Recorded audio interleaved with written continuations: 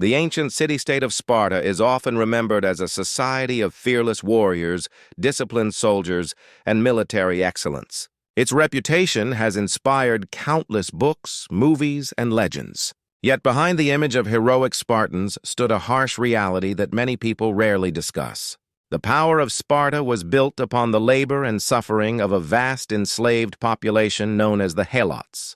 The Helots were not slaves in the traditional sense of individuals captured and sold.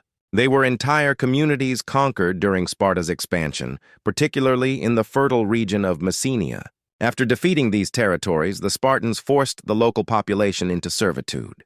Generations of Helots were born into slavery, inheriting a life of oppression with little hope of escape.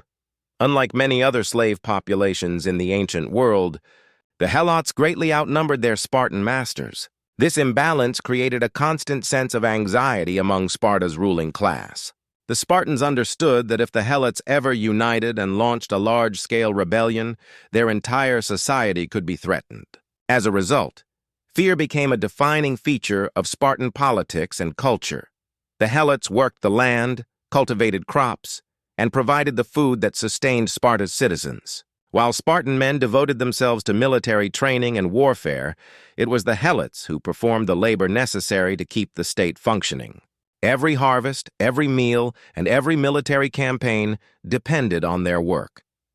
To maintain control, Sparta developed a system designed to intimidate and suppress its enslaved population. The Helots lived under strict restrictions and constant surveillance. They had no political rights and were treated as a subject people rather than fellow human beings. From childhood, Spartans were taught to view the Helots as a potential threat. This fear of rebellion would shape some of the most brutal policies in the ancient world, creating a cycle of oppression that lasted for centuries. Sparta understood that controlling a large enslaved population required more than weapons and military force. The rulers of the city-state believed that fear and humiliation could be just as effective as swords. To keep the Helots obedient, they developed practices specifically designed to strip them of dignity and reinforce their inferior status in the eyes of both slaves and citizens. One of the most infamous methods involved forcing Helots to become publicly intoxicated. Spartan authorities would make selected Helots drink excessive amounts of wine until they lost control of themselves. Once drunk, they were brought before gatherings of Spartan youths. The young Spartans watched as the Helots staggered, slurred their words, fell to the ground, and behaved in ways that invited ridicule. These displays were deliberately staged to teach Spartan children the supposed dangers of drunkenness and to reinforce the belief that Helots were naturally inferior. The humiliation did not end there. Helots were often required to wear distinctive clothing that clearly identified them as slaves. Ancient accounts suggest they were sometimes forced to wear animal skin caps and simple garments that marked their low status wherever they went. Their appearance alone served as a constant reminder that they occupied the lowest level of Spartan society. Such practices had a deeper purpose. Sparta wanted the Helots to feel powerless and ashamed. Public degradation weakened confidence and discouraged resistance. By turning Helots into objects of mockery, the Spartans hoped to destroy any sense of pride that might inspire rebellion. For Spartan citizens, these spectacles reinforced a culture of superiority. Children grew up watching Helots being ridiculed and learned to view them not as fellow human beings, but as people beneath them. This mindset helped justify the harsh treatment that followed throughout their lives. The result was a society built on psychological domination. Every insult, every public embarrassment, and every degrading rule reminded the Helots that they lived under the absolute control of Sparta, where even their dignity could be taken away at the whim of their masters. Among all the methods Sparta used to control the Helots, none was more terrifying than the institution known as the Krypteia. To many historians, it represents one of the earliest examples of organized state terror. While Sparta presented itself as a disciplined and honorable society, the actions carried out through the Krypteia revealed a far darker side of its rule. Each year, Spartan officials reportedly made a formal declaration of war against the Helot population. This unusual ritual served an important purpose. By legally placing the Helots in a state of war, Spartans could kill them without violating religious laws that normally prohibited the murder of fellow inhabitants. What followed was a campaign of fear designed to keep the enslaved population in a constant state of anxiety. Selected young Spartans, often considered the most capable and promising members of their generation, were sent into the countryside. Armed with little more than knives and their training, they survived alone, hiding during daylight hours and moving under the cover of darkness. Their mission was not to fight foreign enemies or defend Spartan borders. Instead, they hunted Helots. The targets were often those who appeared physically strong, influential, intelligent, or capable of leading resistance.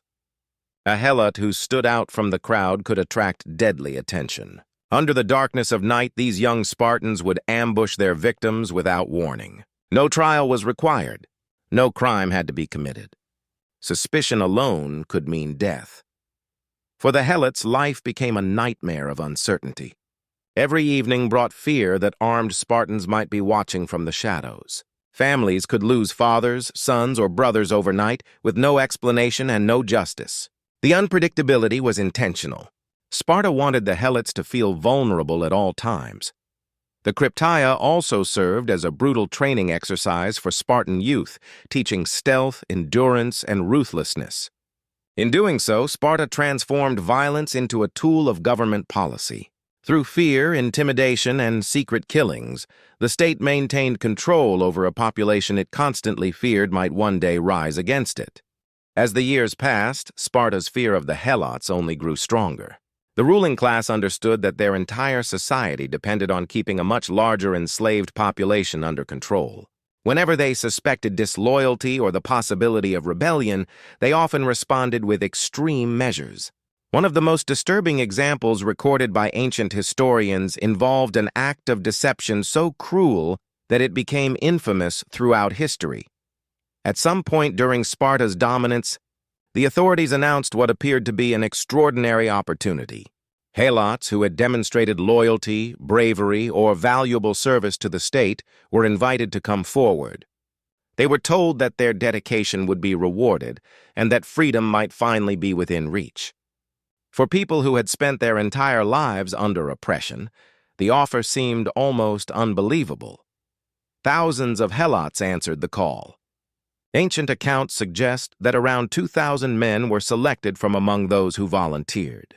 They reportedly celebrated their apparent liberation, believing that years of obedience and hard work had finally earned them a better future. Some were even crowned with garlands and took part in religious ceremonies, public symbols that appeared to confirm their new status as free individuals. Then, without warning, they disappeared. According to historical sources, the Spartans secretly executed them. No public explanation was given, and their bodies were never openly displayed. Families were left wondering what had happened to their loved ones. The men who had expected freedom instead walked into a carefully prepared trap. The massacre sent shockwaves through the Helot population. It demonstrated that even loyalty offered no protection and that promises from Spartan authorities could not be trusted. Hope itself became dangerous. If freedom could be used as bait to lure people to their deaths, then no opportunity was truly safe. This event revealed the depth of Sparta's paranoia. Rather than risk allowing capable Helots to gain influence or independence, the state chose elimination over trust. The message was unmistakable. Sparta would do whatever it believed necessary to maintain control, even if it meant betraying those who had faithfully served it for years. Despite generations of oppression, humiliation, and terror, the Helots never completely accepted their fate. Beneath the surface of Spartan society, resentment continued to grow. The desire for freedom remained alive, and from time to time that frustration erupted into open rebellion. These uprisings became some of the greatest threats Sparta ever faced, revealing just how fragile its power could be. One of the most serious crises occurred after a devastating earthquake struck Sparta around 464 BC. The disaster destroyed homes, killed many citizens, and threw the city into chaos. For the Helots, the catastrophe presented a rare opportunity. The military state that had dominated them for generations suddenly appeared vulnerable. Large numbers of Helots rose in revolt. Joined by others who shared their hatred of Spartan rule, they seized strong defensive positions and prepared to fight for their freedom. What began as a rebellion quickly turned into a prolonged conflict that shook the foundations of Sparta itself. The Spartans responded with their usual determination and brutality. Soldiers were mobilized, military campaigns were launched, and every effort was made to crush the uprising. The conflict dragged on for years, consuming resources and exposing weaknesses in Sparta's system. For a society that prided itself on strength and discipline, the rebellion was deeply humiliating. When Spartan forces eventually regained control, punishment was severe. Suspected leaders were hunted down, captured, and executed. Communities believed to have supported the revolt faced harsh reprisals. The objective was not only to defeat the rebels, but also to send a message to every Helot still living under Spartan authority. Resistance would be met with overwhelming force. Yet the repeated rebellions revealed something important. No matter how much violence Sparta employed, it could not erase the human desire for freedom. The Helots continued to resist because life under Spartan rule remained unbearable. Their willingness to risk death showed the depth of their suffering. In many ways, these uprisings exposed the hidden weakness of Sparta. Behind its reputation as an invincible military power was a society constantly haunted by fear of the people it enslaved, a fear that never truly disappeared. When people think of Sparta today, they often picture fearless warriors, rigorous military training, and legendary battles. Popular culture has transformed the Spartans into symbols of courage, discipline, and sacrifice. Their victories on the battlefield have been celebrated for centuries, creating an image of Sparta as one of history's greatest warrior societies. Yet this famous reputation tells only part of the story. Behind Sparta's military achievements stood a vast population of Helots whose labor made the entire system possible. While Spartan citizens devoted their lives to warfare and training, the Helots worked the fields, produced food, and carried out much of the labor necessary to sustain the state. Without them, Sparta's unique way of life could not have existed. The treatment of the Helots reveals a darker reality hidden beneath the legend. To maintain control over a population that greatly outnumbered them, the Spartans relied on fear, violence, and intimidation. Public humiliation was used to destroy dignity. The Krypteia spread terror through secret killings. Promises of freedom could become deadly traps. Rebellions were crushed with ruthless force. These practices were not isolated incidents, but part of a broader system designed to keep an entire people in permanent subjugation. Ironically, Sparta's greatest strength also exposed its greatest weakness. The Spartans constantly feared the very people whose labor supported their society. Their obsession with preventing revolt shaped their laws, military institutions, and daily life. Much of Sparta's harsh culture developed not simply because of foreign threats, but because of the fear of internal rebellion. The story of Sparta is therefore more complex than the heroic image often presented in films and books. It is a reminder that powerful civilizations can achieve greatness while also committing profound injustices. The suffering of the Helots is an essential part of understanding Sparta's true history. Today, the voices of the Helots are largely absent from historical records, but their experience remains important. Their story serves as a powerful reminder of the human cost of oppression and the lengths to which societies may go when fear becomes the foundation of power.